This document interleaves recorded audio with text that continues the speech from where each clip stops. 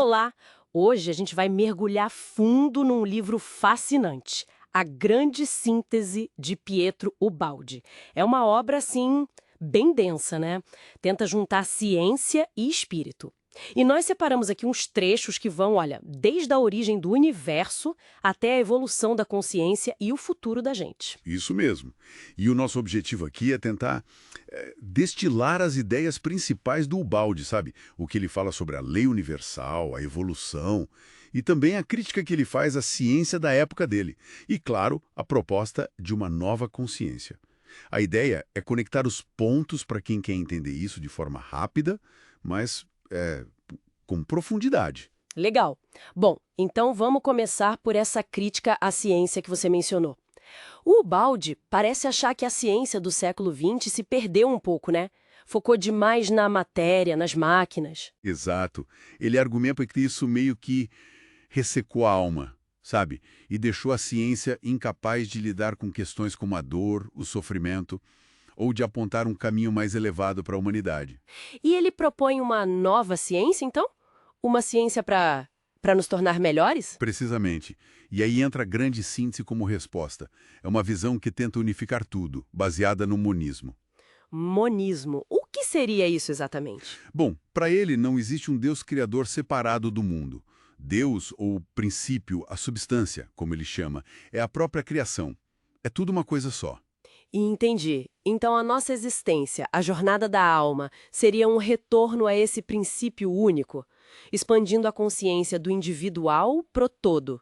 Isso, sair do foco no eu e se perceber como parte desse todo universal. É uma expansão. Interessante. E como ele organiza essa realidade única? Você falou de alfa, beta, gama. Ah, sim. É a estrutura básica dele. Ele divide a realidade em três aspectos que estão sempre ligados, sabe? Alfa, que é o espírito, a lei, o pensamento puro. Ok, Beta, que seria a energia, a vontade, o movimento. certo. E gama, que é a matéria, a ação, a forma que a gente percebe.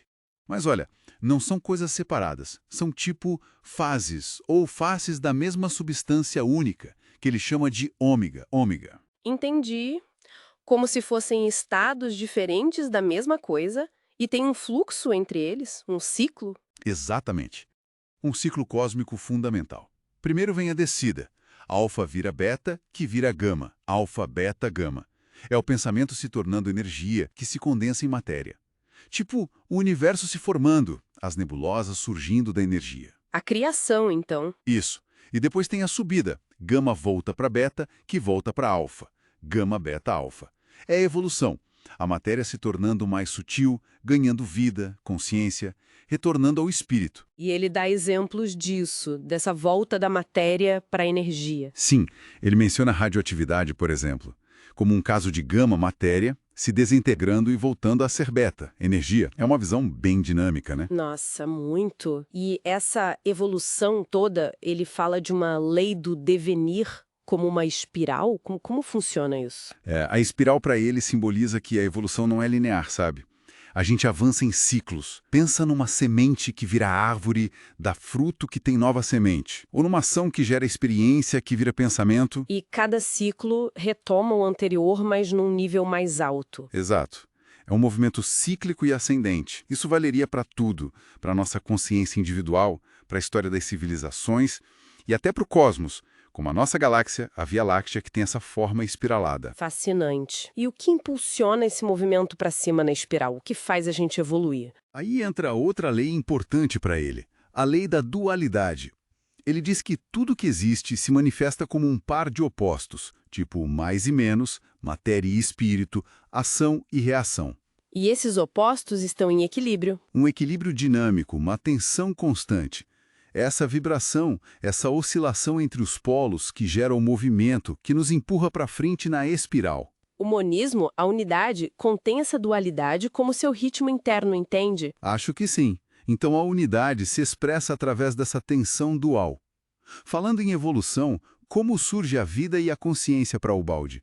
Não é só um processo químico, pelo que eu entendi antes. Não mesmo. Para ele, a vida é mais que química. Precisa do que ele chama de psiquismo, que está ligado ao alfa, ao espírito. Seria tipo um princípio organizador não material. E como ele surge? Ele surge da interação da energia beta com a matéria gama de uma forma muito complexa.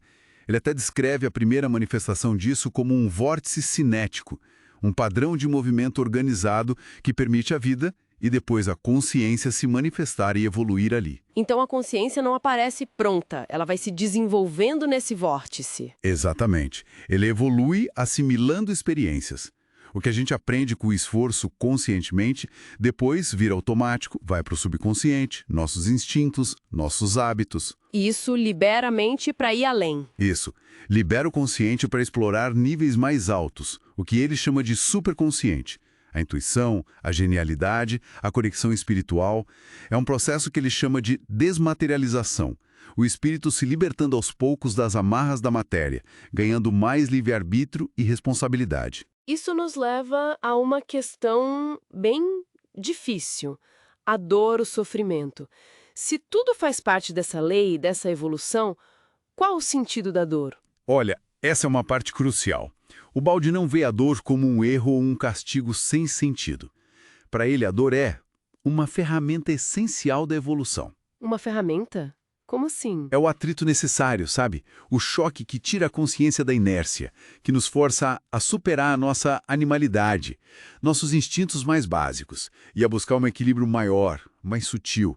É como se fosse um alarme da própria lei, dizendo, opa, tem algo desalinhado aqui. Entendi. A dor como um motor para a gente sair do lugar, para buscar algo melhor. E isso tem a ver com a ideia de uma nova lei que ele propõe? Tem tudo a ver. A dor, no fundo, nos impulsionaria a transcender a lei da selva, a lei da luta egoísta, e a abraçar o que ele chama de lei da justiça e do amor, que ele conecta diretamente com a mensagem do Evangelho. Seria a próxima etapa biológica e psíquica da humanidade. E quem seriam os exemplos dessa nova etapa? Os gênios, os santos. Pessoas que já conseguem integrar melhor a razão com a intuição, com um sentimento mais elevado, mais altruísta. Seriam os precursores dessa nova fase da evolução humana. E como isso se aplicaria na prática, na sociedade, no nosso dia a dia? Bom, ele imagina uma ética baseada nessa compreensão evolutiva. O trabalho, por exemplo, não seria só para ganhar dinheiro, seria um dever moral e biológico, uma forma de construir a si mesmo e contribuir para o coletivo, para a evolução de todos. Uma responsabilidade evolutiva, então. Isso. E a própria sociedade evoluiria também.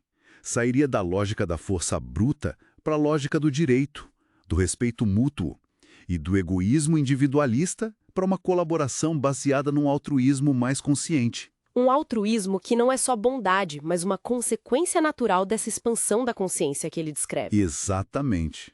Não é só sentimentalismo. É o reconhecimento de que o bem do outro é o seu bem, porque fazemos parte da mesma corrente evolutiva, da mesma substância. Certo. Então, para a gente amarrar tudo, a visão Jobaldi é a de um universo que é vivo, que é uma unidade só e que está em constante evolução.